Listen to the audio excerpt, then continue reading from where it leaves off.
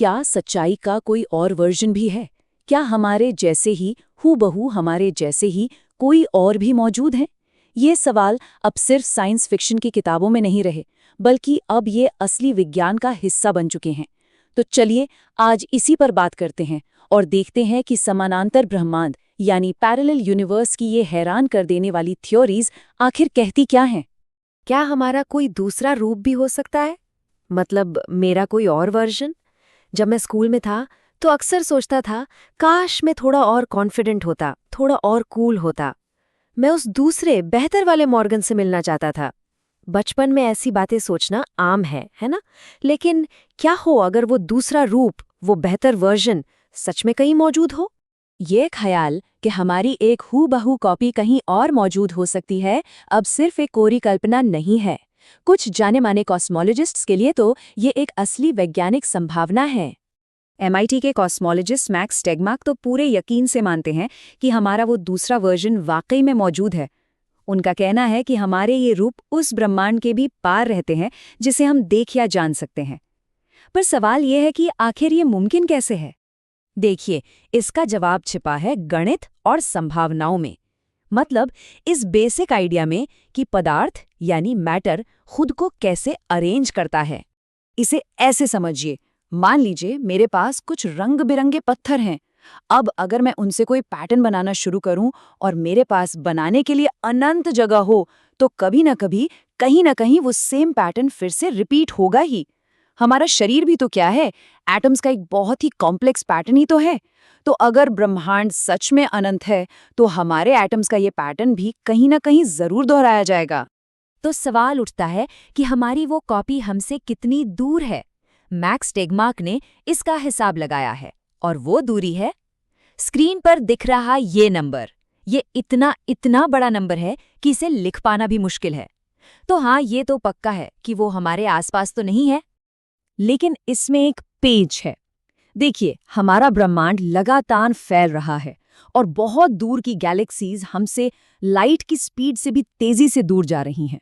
इसका मतलब ये हुआ कि हम कभी भी अपने उन कॉस्मिक कॉपियों तक नहीं पहुंच सकते। वो हमेशा हमेशा के लिए हमारी पहुंच से बाहर हैं। पर क्या हो अगर हमें दूसरे ब्रह्मांडों को खोजने के लिए अरबों लाइट ईयर्स दूर जाने की जरूरत ही ना पड़े? क्या हो अगर वो ठीक यहीं हमारी नाक के नीचे उस दुनिया में मौजूद हों जिसे हम देख भी नहीं सकते, यानी क्वांटम वर्ल्ड में? ये हमारी रोज की दुनिया और क्वांटम मैकेनिक्स की अजीब दुनिया के बीच का फर्क है। फिजिसिस्ट फ्रैंक टिपलर कहते हैं कि सबएटॉमिक दुनिया एक तरह से संभावनाओं की धुंध में लिपटी रहती है। वो तब तक धुंधली रहती है जब तक हम उसे देखने या मापने की कोशिश नहीं करते। इस थ्योरी के हिसाब से जब भी कोई क्वांटम घटना होती है, तो ब्रह्मांड हर एक संभावना के लिए अलग अलग हिस्सों में बंट जाता है। इसे ऐसे समझिए जैसे एक ढक्कन के नीचे हर तरह का खाना मौजूद है। जैसे ही आप ढक्कन हटाते हैं, आपको एक खास डिश मिलती है। लेकिन दूसरे ब्रह्मांडों में उसी ढक्कन के नीचे कोई और डिश मिली। मतलब हर संभावना सच हुई, बस अलग अलग दुनिया में। और सुनिए, ये सिर्फ एक थ्योरी नहीं है। फिजिसिस्ट एंड्रू क्लीलैंड ने एक बहुत छोटा सा मेटल का पैडल बनाया और उसे क्वांटम सुपरपोजिशन की स्टेट में डाल दिया, और जो नतीजा आया वो हैरान करने वाला था। उन्होंने देखा कि वो पैडल एक ही वक्त में हिल भी रहा था और नहीं भी हिल रहा था। इससे ये साबित हुआ कि क्वांटम दुनिया के अजीब नियम सिर्फ एटम्स पर नहीं, बल्कि उन चीज़ों पर भी लागू होते हैं जिन्हें हम अपनी आंखों से देख सकते हैं। ये मेनी वर्ल्ड्स थ्योरी के लिए एक बहुत बड़ा सबूत था। चलिए अब उन थ्योरीज पर आते हैं जो कहती हैं कि पैरेलल यूनिवर्स का कॉन्सेप्ट हमारे अपने ब्रह्मांड के जन्म से ही जुड़ा हुआ है। आंद्रे लिंडे की इन्फ्लेशनरी थ्योरी कहती है कि बिग बैंग के ठीक बाद हमारा ब्रह्मांड बहुत तेजी से फैला। उनका कहना है कि ये प्रोसेस सिर्फ एक बार नहीं हुआ। हो सकता है कि दूसरे ब्रह्मांड भी ठीक इसी तरह अलग अलग बबल्स की तरह बन रहे हों। और कमाल की बात यह है कि हर बबल यूनिवर्स के अपने अलग नियम हो सकते हैं। एक और दिमाग घुमा देने वाला आइडिया है पॉल स्टाइनहार्ट की ब्रेन वर्ल्ड्स थ्योरी। इसके मुताबिक हमारा पूरा 3D ब्रह्मांड एक बहुत बड़ी झिल्ली या ब्रेन की तरह है, जो एक चौथे डायमेंशन में तैर रहा है। और ठीक इसके बगल में, शायद 1 मिलीमीटर के 1000वें हिस्से से भी कम दूरी पर, एक और ब्रेन यूनिवर्स हो सकता है। तो इसका कोई सबूत है? एस्ट्रोनॉमर्स ने एक बहुत ही रहस्यमयी चीज खोजी है जिसे वो डार्क मैटर कहते हैं। ये एक ऐसा अनदेखा पदार्थ है जिसकी ग्रेविटी हमारी गैलेक्सीज को एक साथ जोड़े रखती है। कुछ साइंटिस्ट का मानना है कि ये डार्क मैटर असल में पास वाले ब्रेन यूनिवर्स से हमारे यूनिवर्स में लीक हो रही ग्रेविटी का असर हो सकता है। सोचिए जरा। अब हम आते हैं सबसे वाइल्ड, सबसे हैरान कर देने वाली थ्योरी पर, जो ब्रह्मांड की सबसे विनाशकारी चीज को क्रिएशन यानी सृजन से जोड़ती है। फिजिसिस्ट निकोदेन पोप्लास्की को ब्लैक होल के सेंटर में मौजूद सिंगुलैरिटी का आइडिया बिल्कुल पसंद नहीं था। मतलब एक ऐसा पॉइंट जहां घनत्व अनंत हो। उन्हें लगता था कि कुदरत में इससे कहीं ज्यादा सरल और नेचुरल कुछ होना चाहिए।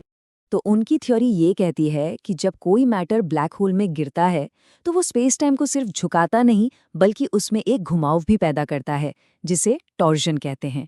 ये घुमावदार फोर्स इतना ताकतवर होता है कि वो मैटर को सिंगुलैरिटी बनने से रोक देता है और उसे वापस उछाल देता है। और ये जोरदार उछाल एक वाइट होल बनकर बाहर निकलता है, जो असल में एक नए ब्रह्मांड का बिग बैंग होता है। अगर ये थ्योरी सच है तो इसका मतलब है कि हमारा अपना बिग बैंग असल में एक वाइट होल था और हमारा पूरा का पूरा ब्रह्मांड किसी दूसरे बड़े ब्रह्मांड के एक ब्लैक होल के अंदर पैदा हुआ हो सकता है।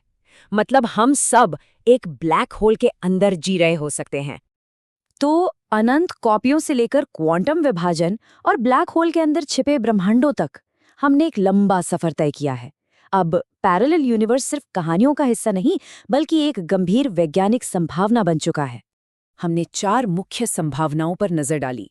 अनंत ब्रह्मांड में मौजूद हमारी हूबहू कॉपी, क्वांटम घटनाओं से पैदा होती अनगिनत दुनियाएं, इन्फ्लेशन से बने बबल यूनिवर्स और ब्लैक होल्स के अंदर पैदा होते बेबी यूनिवर्स।